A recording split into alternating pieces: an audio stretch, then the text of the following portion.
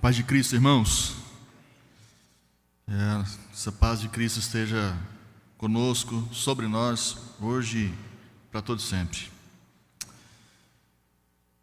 Meus irmãos, vamos dar continuidade à exposição que nós estamos fazendo, do capítulo 32 do livro de Gênesis.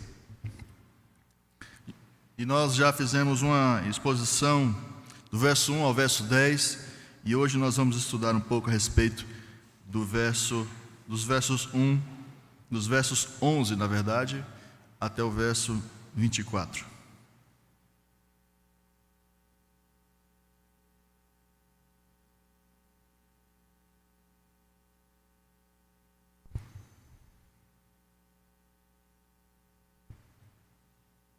Assim diz a palavra de Deus.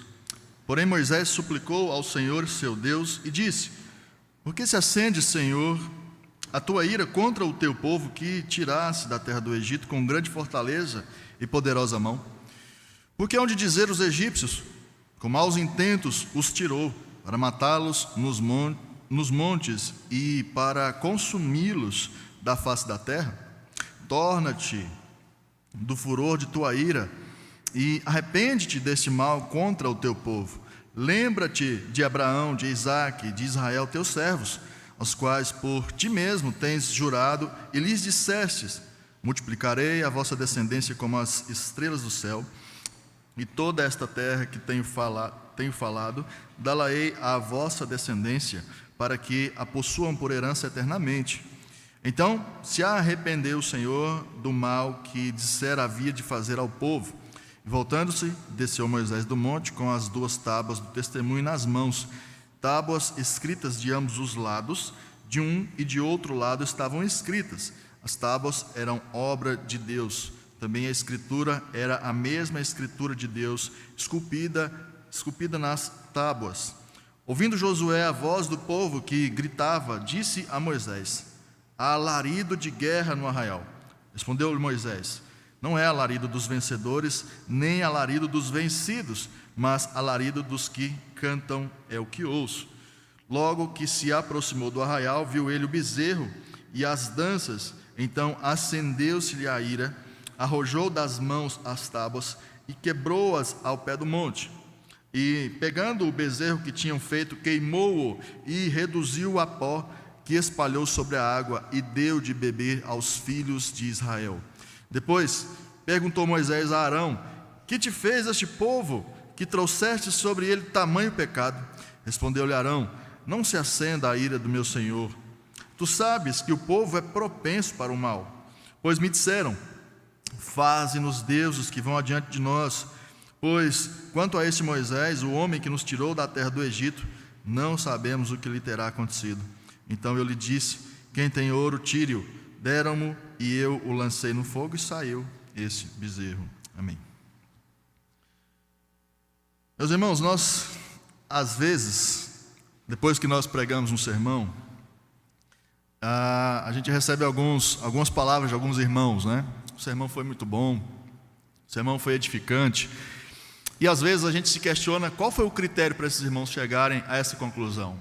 Qual o critério que você chega para você então dizer que um sermão foi bom ou não? Às vezes, para alguns irmãos, um sermão é bom porque trouxe alguma informação que ele não sabia. Às vezes uma informação geográfica, às vezes uma informação a respeito de uma palavra no original, que às vezes transfere um significado para a nossa vida hoje. Às vezes um bom sermão é um sermão curto, é um sermão, né, Alberto? É um sermão de no máximo uns 30 minutos. Então, às vezes os critérios são diversos. E às vezes, queridos, nessa nossa vida de espectador de sermões, a gente começa a ouvir sermões, participar dos cultos, ouvir essas palavras, e a gente pensa o seguinte: nossa, essa palavra, aquele irmão deveria estar aqui, para ouvir essa palavra. Aquele irmão deveria estar aqui para então ouvir essa palavra e mudar de vida. E não invariavelmente, queridos, como as orações que nós fazemos aqui antes da ministração da palavra, a gente pede que o Senhor fale com a gente, não é mesmo? A gente pede que o Senhor transforme a nossa vida, a nossa realidade, através da exposição da palavra. E, às vezes também, o sermão pode ter sido bom nessas circunstâncias mesmo. Formações novas, sermãozinho curto, às vezes uma palavra no original que você esclareceu algum termo.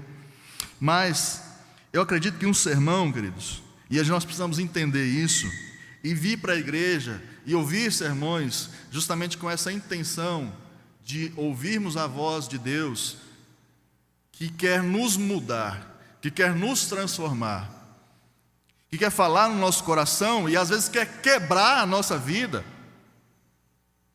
para nos fazer de novo, para que a nossa semana não seja igual, para que a gente de fato aprenda que Deus é um Deus de responsabilidades para o seu povo, que Ele se compromete com o seu povo, e Ele quer que o seu povo se comprometa com Ele, e esse compromisso ele é firmado através da exposição da palavra. Mas também há um outro caso, onde nós saímos da igreja, e o sermão foi bom, mas está ok, mas e para a sua vida? O que isso muda na sua vida? O que isso vai mudar na tua segunda-feira? E a gente fica em dúvida. Não sei, o sermão foi bom, foi, mas o que você vai levar para a sua segunda-feira? Então não foi tão bom assim. Então, queridos, quando a gente vive dessa maneira, quando a gente tenta encontrar um significado na palavra de Deus, nos sermões que nós ouvimos, para suprir alguma demanda pessoal, para que a gente possa se contentar com o sermão, para que a gente possa ser alimentado por um sermão, o critério tem que ser o próprio critério de Deus. Só que quando isso não acontece, quando o povo de Deus não usa os critérios certos para estar absorvendo a sua palavra, às vezes Deus tem momentos onde Deus tem que bater na mesa e dizer: povo, acorda. Sabe por quê, queridos? Em alguns momentos da história bíblica, é isso que Deus faz. Em alguns momentos da história bíblica, por exemplo, lá no dilúvio, a partir da pregação de Noé, e Noé pregou durante 100 anos, o povo não deu ouvidos para Noé. Até que o dilúvio veio e todo mundo foi levado embora porque não deram ouvidos à palavra de Deus. Deus teve que bater na mesa. As 7 igrejas do Apocalipse, todas elas receberam cartas do próprio Cristo. E uma palavra muito importante foi dita ali para aquelas igrejas: arrepende-te, ou venho e removo você do seu lugar. E nenhuma igreja das 7 igrejas da Ásia existe mais. O povo, antes de passar por 2 cativeiros, terríveis cativeiros, o cativeiro assírio e o cativeiro babilônico, antes de esses povos invadirem de fato Israel, Deus pregou durante séculos, através dos seus profetas, para que o povo entendesse qual é a dinâmica da adoração a Deus. Então, esses momentos onde Deus derrama, essa ira de Deus, ela transborda, só depois de muitas pregações, onde o povo estava naquela: qual é um bom sermão? Qual é uma mensagem que a gente gosta de ouvir? Só que um bom sermão, queridos, é de fato aquele que expõe quem nós somos.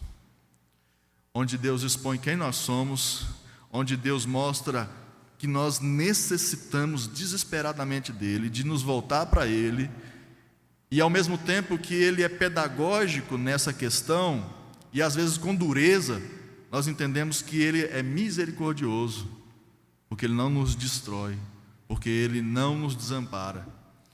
E um desses eventos na história do povo de Deus é justamente o que esse texto está nos dizendo. Aqui Deus já havia tratado com o seu povo a respeito do que Ele esperava desse povo. Os 10 mandamentos já tinham sido dados lá no capítulo 20. Só que, embora com toda essa manifestação divina no deserto, com a lei em mãos, com todos os milagres realizados lá no deserto, pão caindo do céu, codornizes caindo do céu e alimentando o povo com carne, água saindo da rocha, água fresca saindo da rocha para que aquele povo matasse a sua sede, nada disso foi suficiente para aquele povo de fato entendesse que aquelas manifestações era para que eles abandonassem aquela vida egípcia, parassem de confiar no Deus Osíris, parassem de confiar no Deus Faraó. Não era mais Faraó que ia prover o alimento para aquele povo, não era Faraó que ia trazer a bênção para aquele povo, mas era Yahvé. Então, quando isso não acontece, chegamos a extremos onde Deus realiza o que Ele fez nesse capítulo 32. E nós já vamos entrar. E nós temos mais uma exposição a respeito desse texto, que é do versículo 23 até o versículo 35. E nós então iremos ver o quadro geral. Mas então, a partir desse texto, o que eu espero de fato que aconteça conosco é que Deus exponha aquilo que está no nosso coração, que está contrário à sua palavra, e que a gente mude a nossa direção. Eu quero, nessa noite, eu vou sair desse púlpito satisfeito, se de fato nessa noite você conseguir se enxergar de alguma maneira nesse texto, para que a sua segunda-feira seja uma segunda-feira diferente. Porque essa é a função do culto dominical, é te preparar para que a sua semana seja uma semana diferente, para que a sua palavra seja aplicada no seu dia a dia. E para que isso aconteça, muitas vezes Deus tem que quebrar aquilo que nós somos, Deus tem que expor aquilo que nós somos, Deus tem que mostrar no holofote: é isso que você está vivendo e eu não quero que você viva dessa maneira. E é o que nós vamos ver nesse texto. Queridos, Moisés, ele se ausentou durante 40 dias, e aqui nós já estamos contextualizando no texto. Moisés, ele já estava longe do arraial, havia 40 dias. Deus tinha chamado ele lá para cima do Monte Sinai, para que ele recebesse as tábuas da lei, e ele já estava há muito tempo ali naquele lugar. O povo havia se cansado de esperar, e tudo isso no capítulo 32. O povo havia se cansado de esperar por Moisés, e ele então tem a ideia de solucionar essa demora, ou essa ausência de Moisés, com a criação de um bezerro de ouro, para que eles pudessem então adorar aquele bezerro, para que ele conduzisse esse povo para a terra prometida. Arão então fabrica aquele bezerro, Arão realiza um culto ao Senhor, na presença daquele bezerro, e então a situação se transtorna. Deus, ele se enfurece, Deus, ele quer destruir aquele povo, e essa é a primeira parte desse texto. Esse texto, o versículo 10, termina com Deus querendo destruir aquele povo, por conta de toda aquela idolatria. E o versículo 11 até o versículo 24 é a reação de Moisés diante dessa intenção de Deus em destruir o seu povo, desse tapa de Deus na mesa para chamar o seu povo para a responsabilidade na aliança. E aí nós chegamos nesses versículos e nós entendemos que existe uma certa estrutura entre o verso 11 e o 24. Esses versos, eles podem ser notados, muito bem definidos, que Deus, a partir dessa palavra de Deus, essa intenção de Deus destruir o povo, nós temos uma intercessão de Moisés. Moisés se coloca entre Deus e o seu povo. Esse texto também mostra a natureza da palavra de Deus. Há uma descrição da palavra de Deus, isso é muito importante, nós vamos falar sobre isso também. E, por último, mostra a atitude de Moisés quando ele desce, quando ele vai lá para o meio do arraial e ele percebe o que está acontecendo. Então, do versículo 11 ao versículo 13, queridos, Moisés intercede pelo povo usando alguns argumentos. O primeiro argumento que Moisés utiliza é a troca do pronome possessivo relativo ao povo. Perceba aqui, no versículo 7, volte um pouquinho aí. No versículo 7, o Senhor, ele está falando com Moisés. E o texto diz: então disse o Senhor a Moisés: vai e desce, porque o teu povo, que fizeste sair do Egito, se corrompeu. O teu povo, não é o povo de Deus. Deus não chama aquele povo de meu povo. Só que na argumentação que Moisés faz com Deus, ele retoma essa posse que Deus tem do seu povo. O versículo 11 diz que que Moisés suplicou ao Senhor seu Deus e disse: por que se acende, Senhor, a tua ira contra o teu povo? Queridos, essa é uma vontade que Moisés tem de mostrar que, apesar do povo ter pecado contra o Senhor, e apesar de a ira de Deus ser justa e santa, o povo ainda precisa de misericórdia. O povo ainda precisa ser chamado de povo de Deus. E essa é uma bênção que nós temos. Nós não estamos tratando, e não vamos tratar em momento algum aqui, de perda de salvação, apesar do texto mostrar que os idólatras foram punidos. Mas nós não entendemos que houve nenhum tipo de perda de salvação para esse povo. O que houve foi Deus executando aquilo que Ele disse que faria. Quando Deus chama esse povo para ser povo santo, Ele diz que existem responsabilidades, e Deus está cobrando isso. E preste atenção, Deus, assim como Ele fazia no Antigo Testamento, se comprometia com o seu povo, se comprometia com o cuidado com o seu povo, Ele exigia que o seu povo também se comprometesse com a aliança. E isso não mudou. A lei da semeadura ainda continua em vigor. Se quiserdes, Isaías inclusive fala isso: se quiserdes e me ouvirdes, comereis o melhor desta terra. Então, o primeiro argumento de Moisés gira em torno de: nós somos o seu povo, Senhor. E esse é um papel onde o Senhor Jesus Cristo toma para si no Novo Testamento a respeito de nós. Moisés não podia realizar o que Cristo realizou, mas Cristo veio até nós e Ele disse: esse povo que não era o seu povo, agora é povo do Senhor, sim. Porque isso custou o sangue do Cordeiro, porque isso custou o sangue dele. Ele levou até as últimas consequências essa relação que nós temos com o Pai. E não é porque nós estamos aqui cumprindo atos religiosos que Deus nos aceita. Deus não aceitou os fariseus. Você quer pessoas mais religiosas do que os fariseus? Não é sobre religiosidade, é sobre sermos povo santo de Deus, que tem responsabilidades com Ele. O argumento de Moisés também gira em torno de uma outra questão, e é isso, perceba que Deus ele quer que nós argumentemos com Ele. Salmo 13, inclusive, que nós já fizemos uma exposição sobre isso, Deus ele tem prazer em ter o seu povo argumentando com Ele.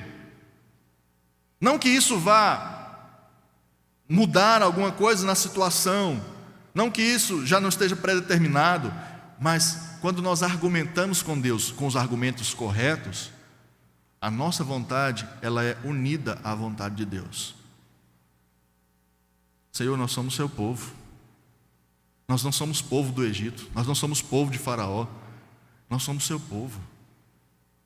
Além do mais, e o argumento de Moisés continua, além do mais, se o Senhor fizer isso vai provocar uma grande confusão fora de Israel. Deus já sabia disso? É claro que Deus sabia disso. Mas enquanto nós oramos e pedimos aquilo que nós entendemos que é a vontade de Deus, quando nós oramos baseado nas Escrituras, a nossa vontade e a vontade de Deus caminham juntas. Se você tem dificuldade de orar, ore a Bíblia. Se você não sabe o que pedir a Deus, como argumentar com Deus, abra os Salmos e argumente com Deus a partir dos Salmos. A maneira mais eficaz de Deus ouvir a nossa oração, queridos, é a partir da Escritura. E é isso que Moisés faz. Senhor, se o Senhor destruir o seu povo, isso vai causar uma grande confusão fora de Israel. Por quê? Porque os egípcios vão dizer que o Senhor é mau. E é justamente isso que está dizendo no versículo 12. Porque onde dizer os egípcios, com maus intentos, os tirou para matá-los nos montes e para consumi-los da face da terra? Então o argumento de Moisés para que o Senhor preserve aquele povo, para que Deus não mate aquele povo, é justamente que a sua glória, o seu nome, vai ser mal falado fora das nossas paredes. Essa é uma oração que se preocupa com a glória de Deus. As suas orações se preocupam com a glória de Deus? Ou é só sobre você, só me dá, eu preciso? Porque é justamente isso que o Senhor Jesus nos ensina na oração dominical. Pai nosso que estás nos céus, o quê? Santificado seja o teu nome. E Moisés também, nessa argumentação, ele vai dizer que a destruição do povo vai causar uma confusão dentro de Israel. Porque a partir da destruição daquele povo, demonstraria que Deus ele tinha se esquecido da sua promessa. E o que Moisés vai dizer então? Lembra-te de Abraão, de Isaque, de Israel, teus servos. Aqui tem uma estrutura para você aprender a orar. Se preocupe com a glória de Deus. Argumente com Deus a partir da sua aliança. O que Moisés está dizendo aqui é: Senhor, se o Senhor destruir o seu povo, isso vai causar uma confusão dentro de Israel, porque o povo vai ficar se perguntando: será que ele ainda se lembra da sua aliança? Será que o Senhor ainda se preocupa conosco a partir daquela promessa que Ele fez a Abraão, Isaque e Jacó? O Senhor prometeu que Ele daria terra, que cuidaria desse povo, mas agora Deus está destruindo o povo. Como é que é isso? Então, além de uma confusão para os ímpios, porque os ímpios iam ver o Senhor de uma maneira que não era a forma com que Deus de fato se revela, isso iria causar um problema interno. E é assim que Moisés argumenta com Deus. E aí no verso 14 mostra o resultado dessa intercessão. Verso 14 diz: então se arrependeu o Senhor do mal que dissera havia de fazer ao povo. Essa é uma passagem um tanto quanto complicada. Mostra o resultado dessa intercessão, de que Deus se arrepende do mal. Na Escritura, algumas vezes, nós nos deparamos com essa expressão de Deus se arrependendo de alguma coisa. Por exemplo, lá em Gênesis capítulo 6, Deus ele se arrepende de ter feito o ser humano. E nesse arrependimento, Ele envia o dilúvio. Quando Deus, diante do pecado de Saul, Deus diz que se arrepende de tê-lo feito rei. E a questão é: o que esse termo significa? De Deus se arrepender. Se nós cremos que Deus ele é onisciente, se Ele é onisciente, então Ele já sabia que Saul iria pecar. Se Ele é onisciente, Ele já sabia que a raça humana chegaria num nível de pecaminosidade tal que Ele deveria enviar um dilúvio. Mas por que a palavra de Deus diz que Ele se arrepende, queridos? Aqui nós temos um conceito teológico que explica bem aquilo que a Bíblia quer dizer a respeito do arrependimento de Deus. Esse termo é o termo antropopatismo, que é atribuir sentimentos humanos a Deus para fins de compreensão do ser divino. Termos que a gente não conseguiria entender se Deus não trouxesse isso para a nossa realidade. Então, quando a palavra de Deus diz que Deus se arrependeu, é porque é o termo que se aproxima mais daquilo que Deus fez e realizou. Antropos vem do grego homem, e patos, antropopatismo, vem de sentimento. Então você atribui sentimentos humanos a Deus para explicar um conceito que nós não entenderíamos de outra forma.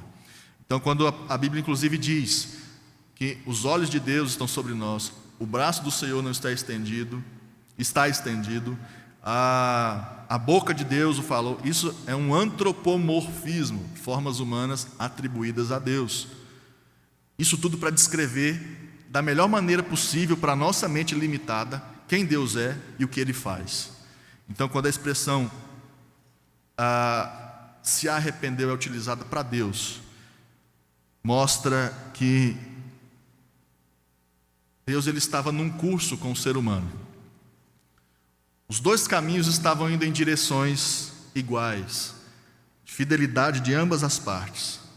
A partir do momento em que o ser humano ele se desvia dessa conduta, o Senhor também muda a sua rota. Mas isso não quer dizer que Deus não sabia que o ser humano não iria se manter fiel. Deus sabia. Mas Deus ele vai fazer com que isso seja pedagógico. O arrependimento de Deus é para que nós vejamos a gravidade do pecado, a ponto de uma palavra tão pesada ser atribuída ao ser de Deus. É para causar um choque na gente. É para que a gente entenda a gravidade do erro cometido. Quando Moisés anuncia, Deus vai destruir. Quando Deus anuncia, eu vou destruir, isso causa um choque. Isso faz a gente voltar os nossos olhos com temor para Ele. E quando Ele tem a nossa atenção, aí a Escritura diz que Ele se arrependeu de ter feito, ou de ter dito, ou de intentar fazer. Deus ele é onisciente, o homem não.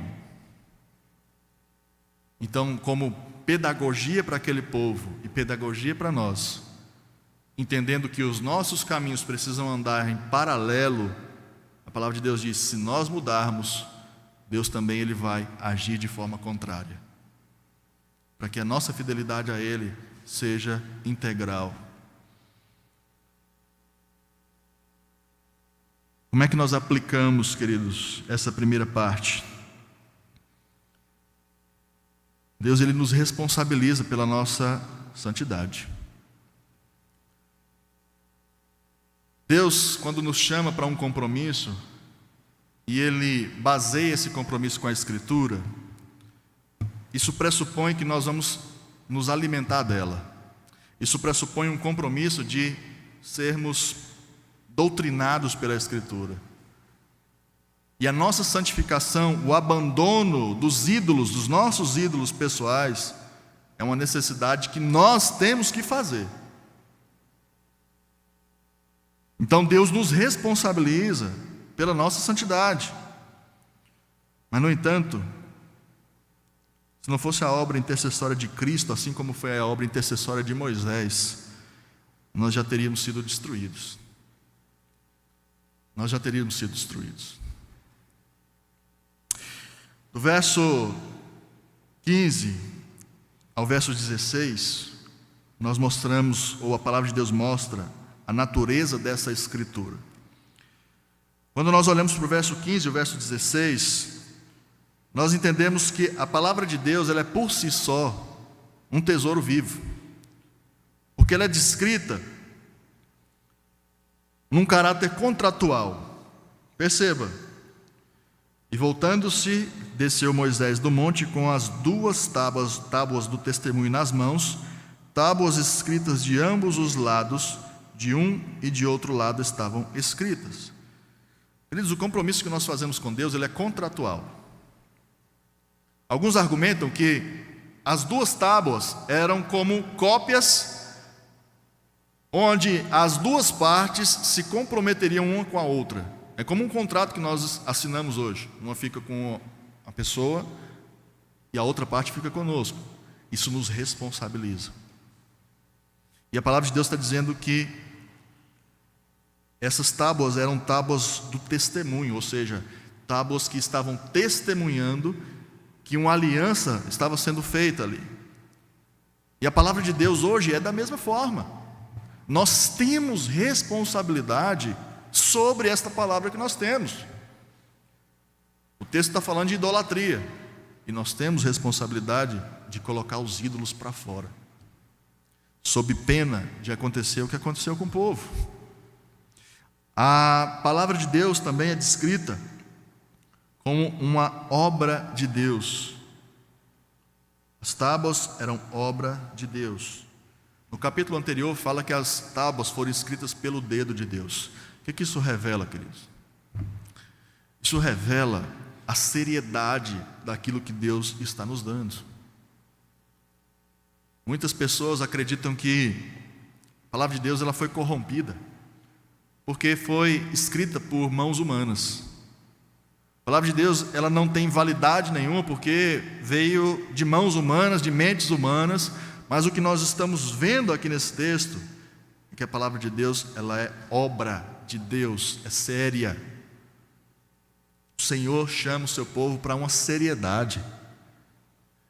E de novo, eu quero pedir para você se ver nesse texto. Se veja com Deus falando para você, trazer uma mudança aonde precisa ser mudado. E mostra também que essa palavra de Deus, ela é extremamente necessária para que a gente saiba quem é o Deus que nós servimos e o que Ele quer de nós. Tudo que Deus quer e espera de nós está aqui. Por isso a necessidade do seu povo se alimentar constantemente dessa palavra. Essa é a natureza da palavra de Deus. E que tipo de aplicação nós trazemos quando nós lemos esses dois versículos? Queridos, quando Deus fala hoje,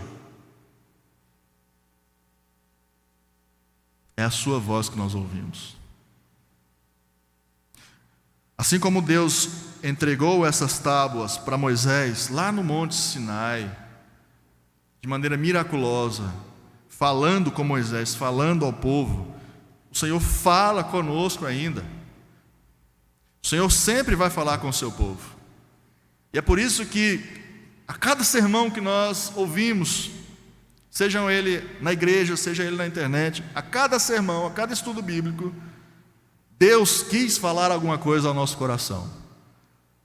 O problema é que muitas vezes nós achamos que a palavra é boa para o irmão do lado, para transformar o irmão do lado, para transformar a minha esposa, para transformar o meu esposo, mas não para me transformar. Versículos 17 a 24, então, a última parte do texto, mostra a atitude de Moisés quando ele chega no acampamento. Lá em cima do Monte Sinai, Moisés fez uma oração intercedendo pelo povo, usando vários argumentos, como nós já vimos, mas quando ele desce, queridos, ele percebe uma situação desenfreada.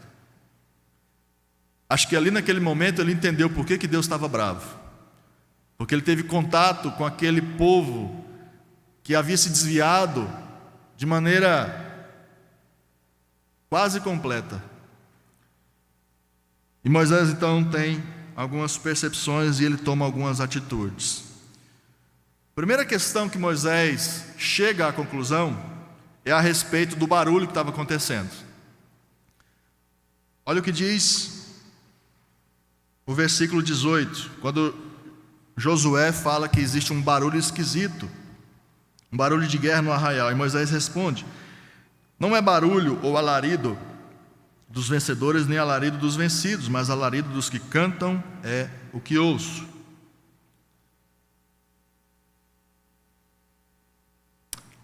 A adoração, queridos, a adoração que Deus requer de nós, uma igreja bíblica, ela demonstra aquilo que ela crê. E aquilo que ela crê é ouvido de longe. Eu não estou falando de volume. Eu não estou falando de altura de som. Eu não estou falando de altura de microfone. Mas o som que uma igreja produz, um som teológico, doutrinário que uma igreja produz, anda longe. E a primeira coisa que Moisés faz é dizer para Josué: isso não é som de guerra, é som de idolatria, é som de culto errado, é som de teologia errada, é som de exposição errada, exposição bíblica errada, é som de gente que está pregando errado, é som de gente que está ensinando errado, é som de gente que está orando errado. Os sons teológicos que nós produzimos, eles vão ecoando e as pessoas vão entendendo que tipo de igreja nós somos, que tipo de povo nós somos, que tipo de crente nós somos. Qual o som que nós temos emitido? Qual é o som teológico? Qual é o som doutrinário que nós temos emitido? Onde nós estivermos, na tua família, no teu trabalho, qual é o som que você está emitindo? Porque de acordo com o som que nós emitimos, nós dizemos o que nós somos, que tipo de culto nós prestamos, que tipo de teologia nós temos. Moisés já sabe a gravidade da situação. No versículo 19, mostra que a lei e a aliança de Deus não convive com ídolos. Não convive com ídolos. Logo que se aproximou do arraial, viu o bezerro e as danças, então, acendendo-se a ira, arrojou das mãos as tábuas e as quebrou-as ao pé do monte. Não foram simplesmente tábuas de pedra que caíram no chão. Foi a aliança de Deus que não pode conviver com idolatrias, com a gente servindo a dois senhores, com o nosso coração dividido entre a fidelidade ao Senhor e a fidelidade a qualquer tipo de outro ídolo, seja ele qual for. Moisés quebra as duas tábuas. A lei de Deus é quebrada onde há idolatria. O bezerro é destruído também. O ídolo, ele nunca será vitorioso, apesar da lei de Deus estar sendo quebrada. Deus, ele não vai permitir que o seu nome seja profanado. Onde há idolatria reinando, algum tipo de situação de conflito vai se levantar naquele lugar. Até que o povo de Deus entenda que se voltar para Ele é o melhor a fazer. E no versículo seguinte, mostra que o povo experimenta o gosto amargo do pecado. Pegando o bezerro, no bezerro que tinham feito, queimou-o e reduziu ao pó, que espalhou sobre a água e deu de beber aos filhos de Israel. Aqui é uma ironia. Há uma ironia sendo tratada nesse texto. Nós já citamos o texto de Isaías que diz: se quiserdes e me ouvirdes, comereis o melhor dessa terra. Mas o que eles estão ingerindo nesse momento? Não é o melhor dessa terra. Se você, querido irmão, Igreja de Jesus Cristo, se você quiser e ouvir a voz do Senhor, e aqui nós não estamos propagando teologia de prosperidade. Jesus, inclusive, vai dizer que no mundo nós vamos ter aflições. Mas a fidelidade ao Senhor consegue enxergar e consegue sentir sabor, o bom sabor até na tribulação. E é isso que o Senhor nos promete: se você quiser e você me ouvir, até mesmo na tribulação, você vai sentir o sabor da misericórdia. Mas se você não ouvir, o que você vai ter é o sabor amargo do ídolo. Se o teu trabalho for o teu ídolo, você vai sentir um amargo. Se o teu concurso é um ídolo, você vai sentir o sabor amargo. E a lista vai só crescendo. E no versículo 21 até o 24, o sacerdócio de Arão é corrompido e é reprovado. Queridos, a responsabilidade daqueles que detêm a palavra de Deus, ela é imensa.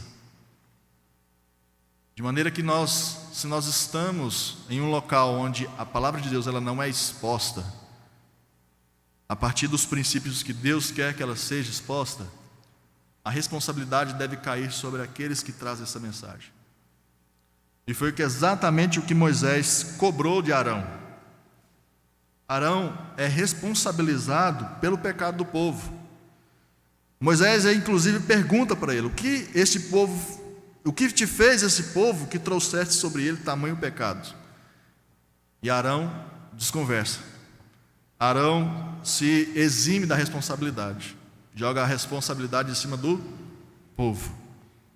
Não é o povo de Arão, é esse povo qualquer.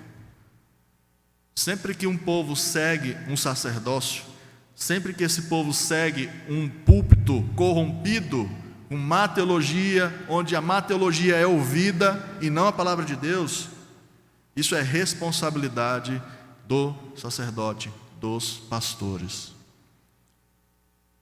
que não estão ensinando a palavra de Deus de maneira verdadeira. E o que nós entendemos com tudo isso, queridos? Deus não deixa o seu povo sem uma disciplina pedagógica. Se nós não entendermos, meus irmãos, que nós temos responsabilidades com Deus, e Deus está falando a você, e não para o teu irmão do lado, se nós não pegarmos a palavra de Deus que está dizendo: povo de Deus, tome cuidado, se volte para os caminhos, expulse os ídolos do seu coração.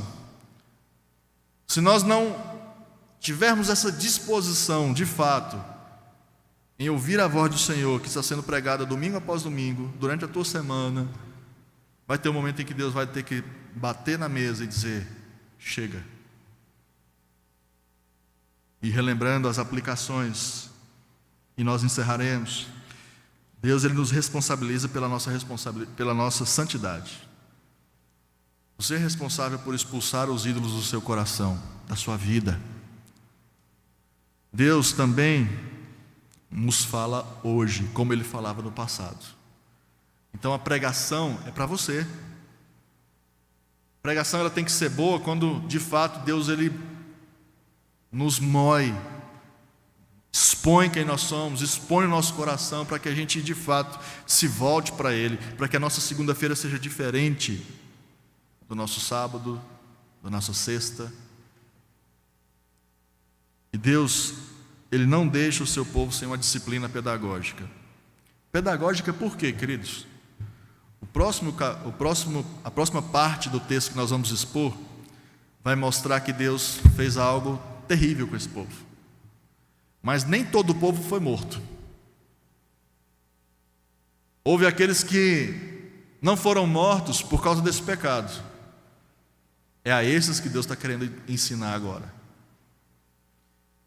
Quando Deus Ele pesa a mão sobre determinada pessoa que está andando longe dos caminhos de Deus, que deveria estar no meio do povo de Deus, mas não está, é para que o restante do povo perceba a gravidade de não nos atentarmos para a sua palavra.